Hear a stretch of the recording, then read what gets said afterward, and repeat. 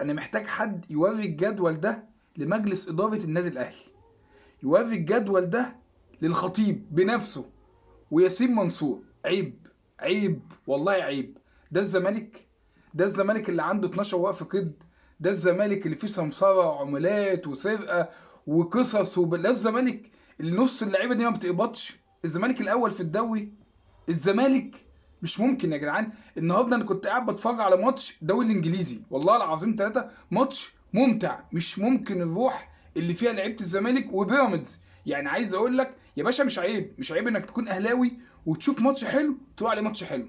الزمالك عنده روح، الزمالك عنده جرينتا، الزمالك عنده حاجه نفسه يعملها. امكانيات ضعيفه وحاجات مش موجوده، بس اللعيبه ذات نفسها عايزه تعمل حاجه، عايزه تبان. انت متخيل انت فين وسط كل ده؟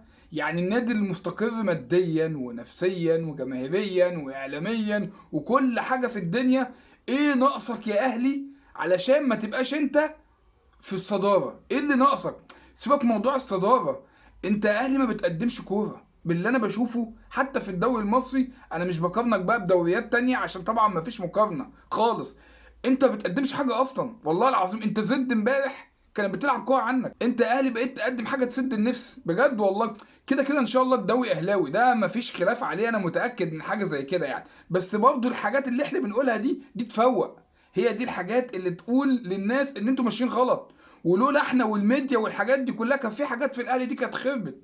فانت بتعمل ضغط، تعمل ضغط على ادارتك وعلى ناديك عشان يمشي في الطريق الصحيح. لكن اللي بيشوفه ده والجدول ده عيب، عيب. قمه العبث يا باشا ان انت تبقى في الكونفدراليه. يعني هنلعب الاهلي يلعب كونفدراليه ولا ايه؟ مش فاهم يعني الزمالك وبيراميدز يلعبوا افريقيا ويلعبوا كونفدراليه؟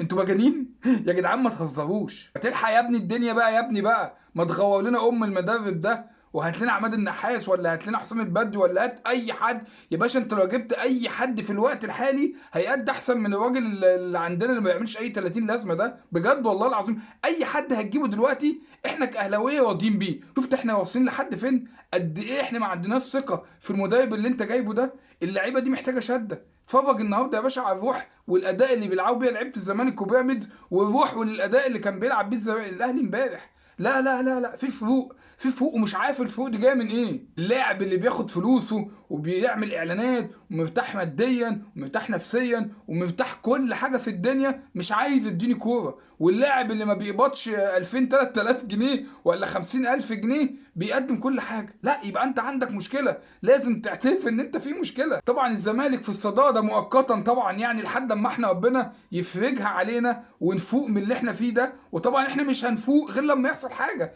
انت لو فضلت تمشي الدنيا كده انت يا باشا كونفدراليه، انت يا باشا مش هتاخد دوري ابطال افريقيا، انت يا باشا مش هتاخد الدوري اصلا، مش هتطلع بموسم صفري وهيبقى اسوأ موسم للنادي الاهلي. انت بادئها اصلا عك جدا، كل القرارات السنه دي زي الزفت.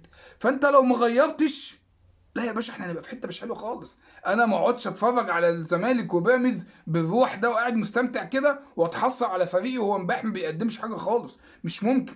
جماعه لازم تغيير بسرعه، ولازم الجدول ده نقعد نشيره علشان يوصل للبهوات، عشان ده عيب، عيب.